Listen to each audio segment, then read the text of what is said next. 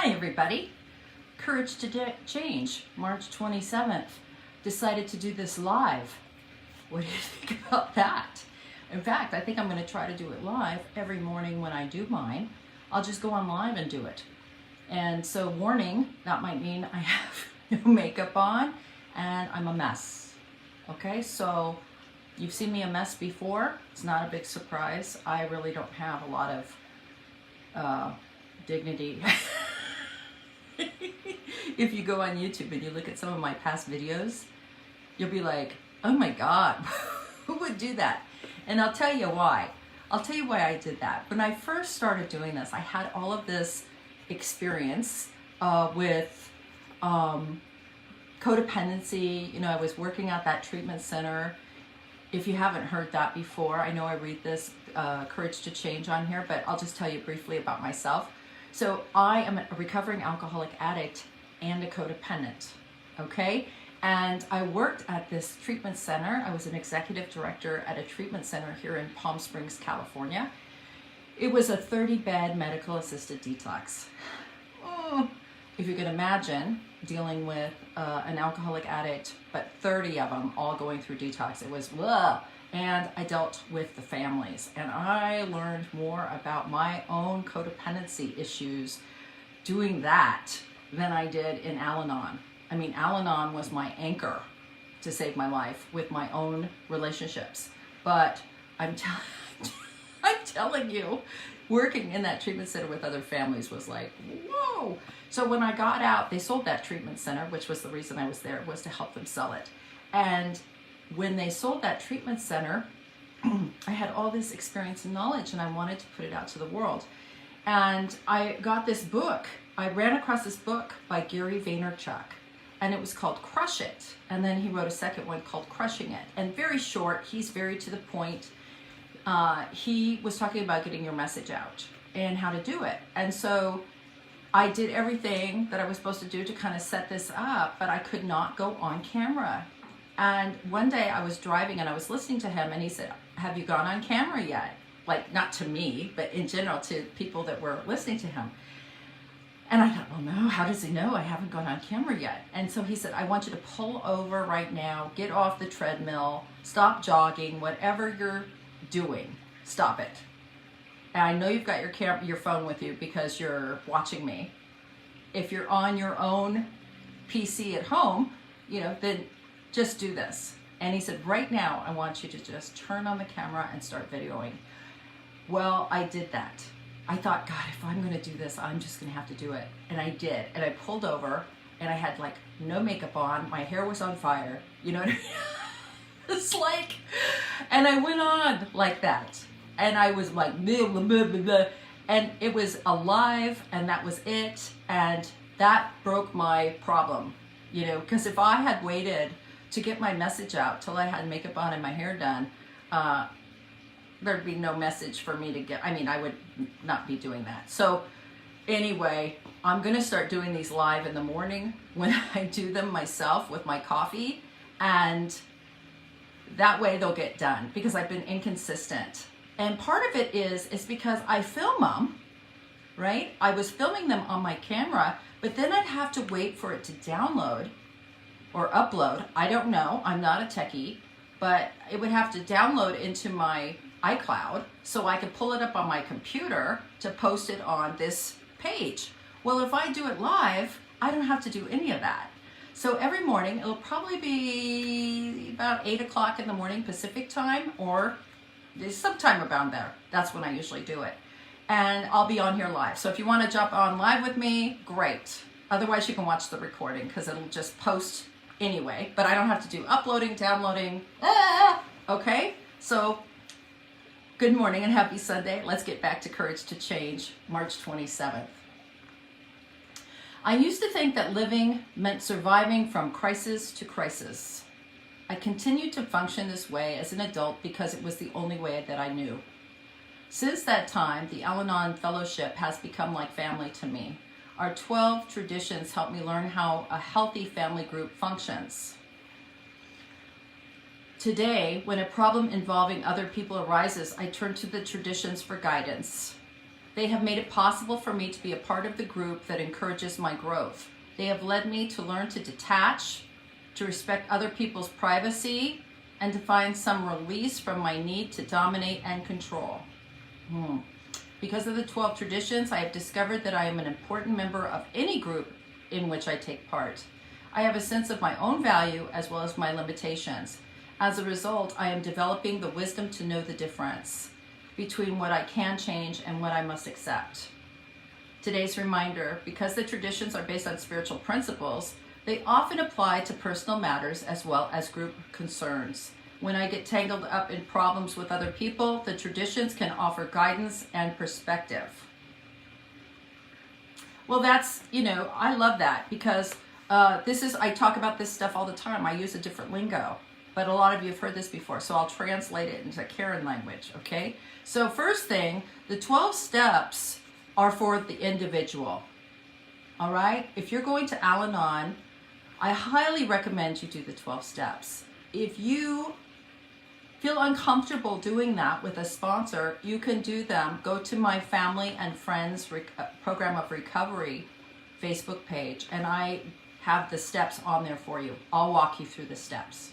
Okay, it's pre-recorded, so you can do it at your own rate, and I run those every so often, so you can always do it that way, but they will change your life. Now, the traditions are for the group what the steps are for the individual, but they also apply to your life, so you can use those. But this part right here reminds me of things I often talk about because they have been huge tools in my own life. One is they have led me to learn to detach. Okay, so I have this thing that I say that I got from my home group, which I don't talk a lot about on here, but I'm going to say it right now because it's really a quick, easy way to detach. Okay, the term is play dead. Just stop. Just stop. If you're in an argument, play dead. Just give up. Just listen. Right? Now, the first time I tried this, I'd heard about this kind of idea. I used to use the term "thy will be done." But that's a lot to think about. But something about that play dead. They say when you're being attacked by a grizzly bear that you're supposed to play dead. Do not fight. And they will kind of and walk away from you. Supposedly, I have not tried that out. I don't expect any of you to try to test that out. But that's the concept, and a lot of people it's worked for. So the same when you're arguing with someone, especially if you're arguing with someone that's been drinking or using, just play dead. Just stop, detach. Don't respond, right? I used this once. Maybe this will really help you understand why this is important, okay? I talk a lot about when you're in alcoholism with someone or addiction, any kind of conflict with anybody, right? Maybe they're just right straight out of their mind, okay? When you're in conflict, you're in it. And if you can detach, the way to detach is become an observer. Watch the show, don't be the show. You've heard me say that before, right? So I was on a plane trip. I got on a plane to fly to Canada. And I was going to Calgary. And I was a nervous flyer at the time. Right? I've gotten over it, but it was really upsetting to me. I had a bad flight and I was like, oh, I hate this. So I get on the plane and I'm like, okay, thy will be done, thy will be done. And I get on the plane and I'm sitting there, and before we even leave to taxi onto the runway, the pilot came on and he said, hello, ladies and gentlemen. Welcome to flight 345 or whatever it was. Flight to Calgary. We just flew down from Calgary, and the weather was quite bad. It was very choppy, and it was a very difficult flight. And so I just want to let you know ahead of time that this is going to be one of those flights. So I'm going to need you to stay in your seat. I'm going to leave the seatbelt on the whole time, and there will be no stewardess service. The stewardess will remain fastened in their seatbelts for the duration of the flight. Oh my God! I contemplated getting up and running off the flight. I just thought, I can't do it today. I just can't take it. I just don't want to do this. This is like, oh my God. I don't know if you know what I mean, but if you've ever been confronted with something like that you just don't want to do. And I thought, well, shit, you know, God either is or he isn't, right? So I sat in the seat, buckled my seatbelt, and I started praying. And we took off, and the flight was everything that he promised. It was turbulent and horrifying. I mean, all of a sudden we just drop, and everybody'd go, ah! You know, babies were crying and books were flying, and I was like, why would they even bring us up in this atmosphere? So we're flying, and I don't think I can take it. I mean, I'm holding on to the seat so tight that I can just barely, you know, my hands are just stir. And the thought came in my mind to play dead. And I thought to myself, wait a minute. If I was dead, this would still be happening. Like, if I wasn't here, if I would have run off the flight, this would still be going on. Like, this has nothing to do with me. And all of a sudden I was able to observe the flight. It got me disconnected energetically. And I was able to go, oh my gosh, this is this would be happening anyway. Like, these people are going to take off, have a bumpy flight, and land, and then tell a story at dinner. Like, I was like, it was me. I was going to die. And I thought, God, you know, and when I detached and I thought, I'm just going to play dead and pretend like I'm not even on this flight. Like, I'm on the ground looking at the flight up in the air. And I calmed down immediately. I became an observer, right? So that's how I detach. Next part of this reading was to respect other people's privacy. Well, that's my old saying about stay in your hula hoop. You know, half the things that I get involved in are none of my business. More than half. And why do I volunteer for everything?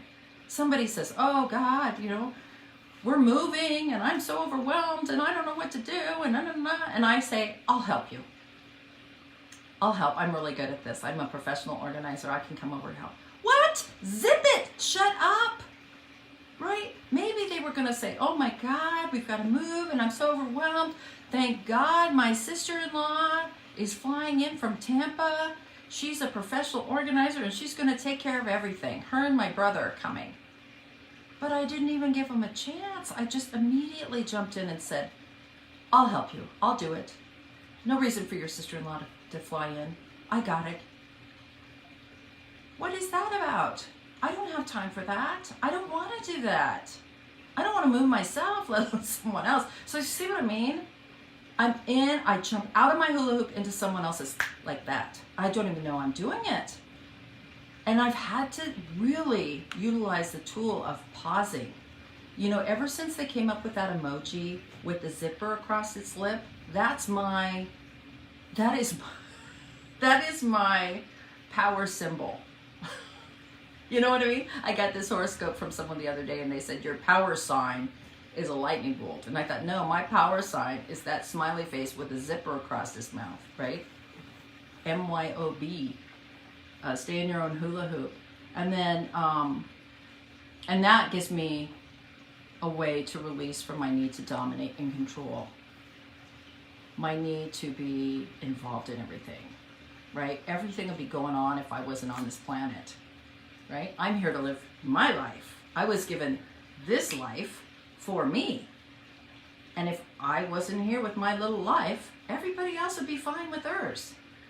You know what I mean? I don't need to be in there. I'm supposed to be living my life. So I just love the reading. I love the clarity. I love that the traditions back that up, how they came up with a program with steps to make it so simple and traditions for the group that make it so simple so we can live happy, joyous, and free, right? We can live our own life and move forward into what we want to be and do, regardless of what anyone else is doing, right? So I love the reading today, and I hope this live works for all of you. I'm going to try it. I'm just going to start going live when I do it myself, and I also want to make sure that you all know that I am doing a boot camp this weekend, the 1st, 2nd, and 3rd of April, There's links on this page. I posted a couple little ads for it where you can just hop on and sign up. It is free. And I'm going to be going through the same format on those 3 days that I use when I work with somebody one-on-one. There's so many people that contacted me that need help, and I just can't meet with everybody on the planet. There's people from other countries, time zones, and it's apparent to me that I need to make something available. So that boot camp is going to, if you sign up, you'll go to the private Facebook group for that particular boot camp. It's from 10 to 11 on Friday the 1st, Saturday the 2nd, and Sunday the 3rd. It'll be recorded, and I'll post the recording up on that Facebook group for a week. So if you miss one, or you're late, or you want to go back and watch it again, you can do that. And it will give you a lot of tips and tools where I go into things deeper and in an order that you can utilize them in your own life. So please sign up for that. If you haven't, or you have a friend, please share the link with them. If you know someone in your life or in your family that could really catch a break and get some help and support, then please send them there.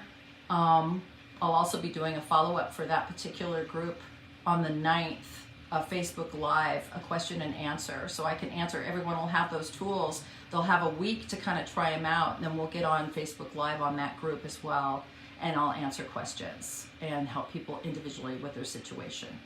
Okay? So lots of good things going on in the world of recovery, and I love you all. If you have not, there's 2 other housekeeping things since I have you. One is, if you haven't joined my text community, I'd like you to do that. Okay? That's all over my page as well. So join my text community so you can be abreast of whatever's coming up. Also, I was hacked terribly on Instagram. If you're not on Instagram, that's a different story, but I want to be able to reach people in case something like that happens again, which I don't think it can because I'm so secure now on every platform. But if it did, I want to be able to shoot out something to everybody at once. It's a way to get your questions to me one-on-one and me to respond to everybody in one whack. It's a great service. It's called Community. So my community text, please join that. And if you haven't subscribed to me on YouTube, I would greatly appreciate it. Even if you're not a big YouTuber, please go on YouTube and subscribe to my channel because it gets my message out to more people, the more subscribers I have. Okay? So I love you all, and I will see you tomorrow. Bye.